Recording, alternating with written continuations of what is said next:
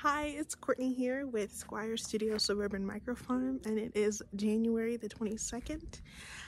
It's been several months since I've made a YouTube video, but pretty much that's just because we decided to take the winter off, to take some time to spend with our family and rest.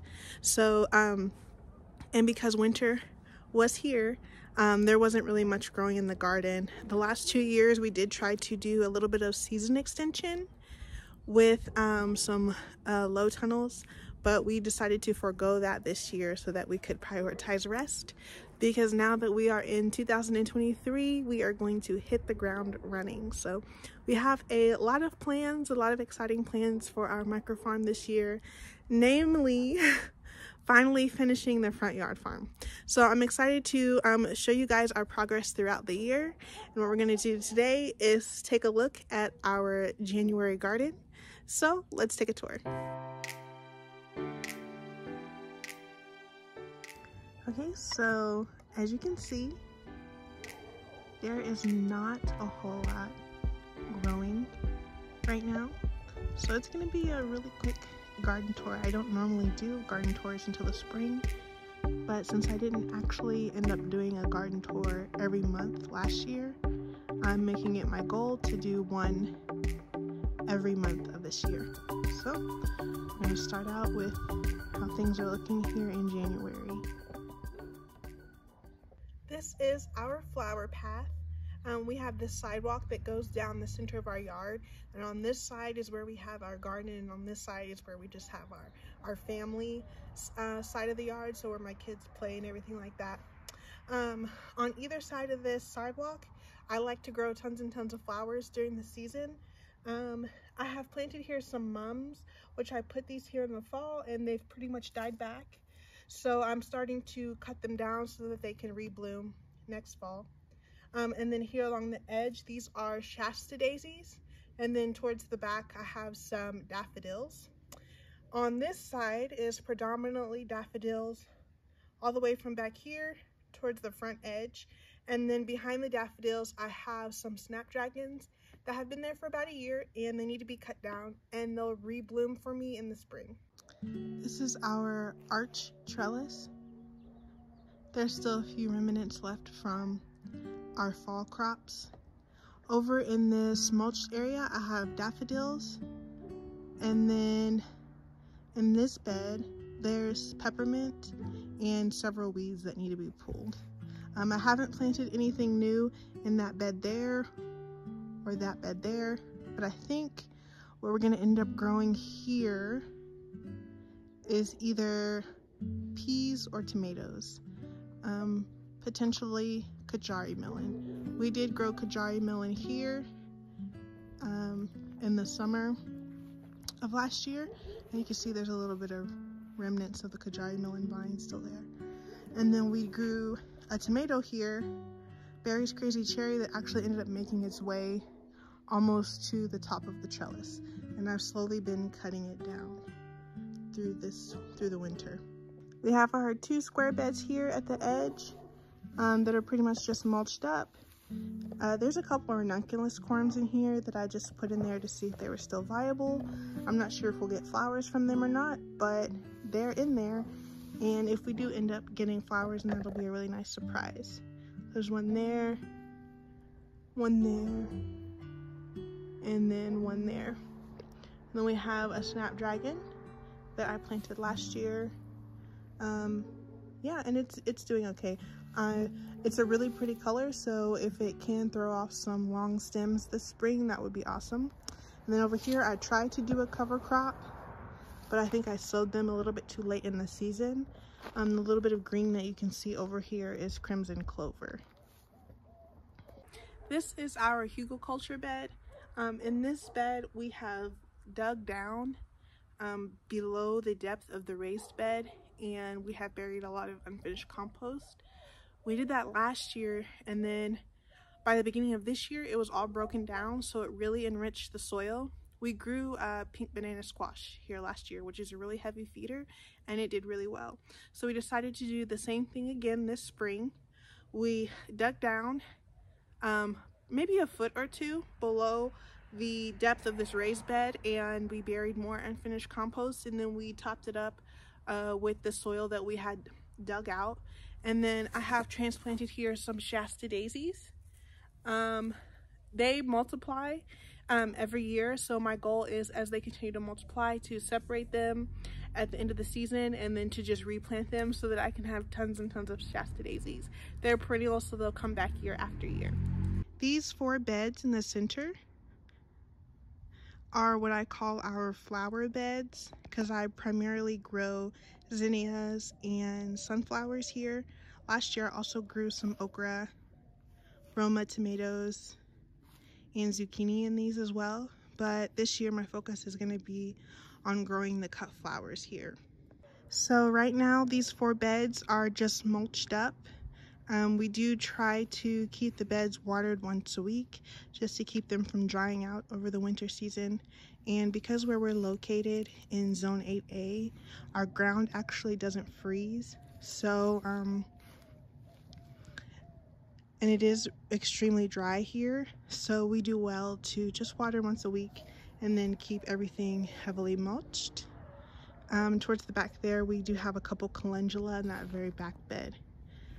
But besides that, these 4 10-foot beds, and they're 3 feet wide, but these are all currently empty. So we'll take a look at this raised bed right over here. Those back 2 beds, I established those last year, so those are only about a year old, whereas the flower beds and then the market beds, which I'll show you in just a moment, those are about 2 years old. So both of those 2 beds are relatively new. And as you can see, like, they're still definitely more prone to grass growing into them because they haven't been established as long. But we did grow cherry tomatoes in those last year, and they did really well. Here in this front raised bed, this split raised bed, there's daffodils here, and then there's daffodils towards the back of this bed, and then I just transplanted these Shasta daisies about 2 weeks ago. And then there's some lemon balm underneath that mulch that I'm hoping will come back in the spring. So once the daffodils start to sprout from this bed, I'll probably also start growing some radishes here. I cannot remember exactly where the daffodils are in this bed, so I'm gonna wait till they start peeking out of the soil before I plant anything else here. In the meantime, this bed is just gonna stay mulched and watered. And then right over there we have our Spanish lavender. It looks like it's kind of dying back a little bit, and I'm not sure if it's because I need to cut it back or if it's because it's lived its life. I'm not 100% sure, but we'll find out in the next month or 2. And then back there I have a pomegranate tree, and the plant behind the pomegranate, this plant behind the pomegranate is a currant bush. And this year I think I'm going to actually dig it up before spring and move it to the other side of the yard where it can get more shade, because these bushes are more used to growing in an understory, and so it gets extremely hot next to this retaining wall, and I think that definitely hindered some of its fruit production. As well as we get these tiny lizards here, and I think they may have eaten some of the berries from the bush. So I think if it's closer to the house, we'll have less issues with that. And then that's our compost pile. And then there's another pomegranate tree or bush, depending upon how we decide to prune it, close back here, kind of near the compost. Coming from this side of the garden, these are what I call our market beds. These are anywhere from 7 to 8 feet long, and they're much narrower than the other ones. So in here, there's a couple snapdragons from last year, and there's several daffodils that haven't sprouted yet. In this bed here is where I just planted some garlic this past week. We had originally planted some over there, but none of it came up. And I think part of that was the compost that we put on top of it, I think it was just too hot and may have hindered the garlic or rotted the garlic. And then we did a really poor job at keeping it watered as well. So we did that in November, and none of it has come up yet in January. So I decided to go ahead and start new garlic, because there's still time for us to get some. So we'll see if it turns out to be substantial or not, but I planted this entire bed of garlic. Most of it is Italian garlic, and then there's some California garlic in there as well. At this trellis, there are snapdragons and carrots that were planted last year and overwintered.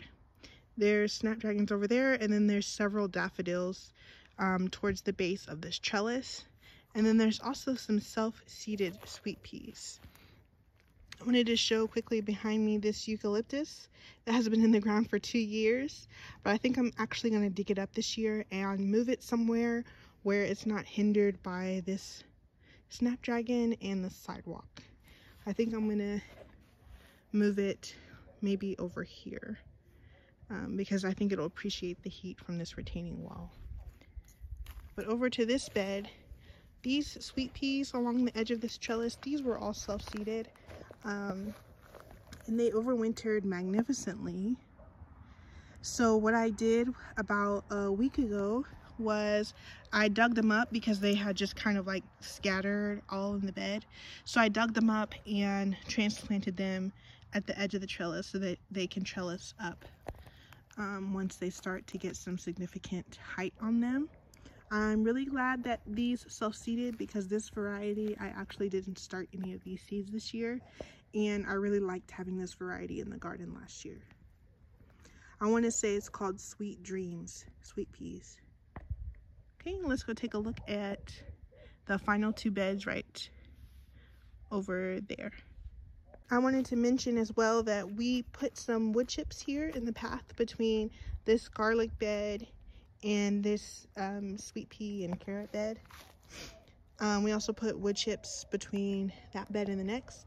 So this whole side where our market beds are, we're going to have wood chips because these paths are so narrow. It's hard to stay on top of the weeds and the grass that grow into the beds. So we just put the wood chips here to just kind of smother that out. And we'll keep the grass pathways between the flower beds. So whatever variety of grass that's growing here is very, very pleasant. It's super, super soft, and it doesn't grow very high at all. Like the height that you see is about as tall as it grows. And then whatever's at this edge, I think this is Bermuda grass. And we're slowly just trying to rip it out, use the weed eater and get it out, and trying to encourage this grass to take over. So as you can see, I've been working on cleaning up this bed. Those are more Shasta daisies that I plan on cleaning up, dividing, and I'll probably end up planting them over in that raised bed with the other ones. The taller raised bed that's over here. But yeah, there is a lot of weeds, a lot of grass growing right this way, and then several old tomato plants that we've been cleaning up over the past week. So we've just been working on this side this past week. This is the last place that we were able to get some work done on. And then coming into this week, we're going to work on cleaning up all of that, all of those weeds. There's a lot of carrots down here that overwintered. So once this area is cleaned up, I'm going to pull those carrots out. I'm excited to see how they taste after growing through a winter. And then on this side of this trellis, I did already work on cleaning up this area. So these are snapdragons that, once again, were planted last winter, and then they grew all spring and summer. And then once the winter came, they died back, and I cut them down, and this is all new growth, all the green that you see. So I think these are going to do really, really well this spring. They look extremely bushy and healthy, no signs of diseases. So I'm excited to see what type of flowers they give off, like the caliber of flowers. If they're going to be sturdy stems with lots of blooms on them, or what they'll be like. So if If the flowers are great, then I'll continue to leave these plants in the ground. If not, then I'll probably go ahead and pull these up and we'll get something else planted there at the end of spring. So this is how this first trellis is looking. I think we're going to end up growing cherry tomatoes here. And then when the sweet peas are done over there, we'll probably end up growing cherry tomatoes over there as well.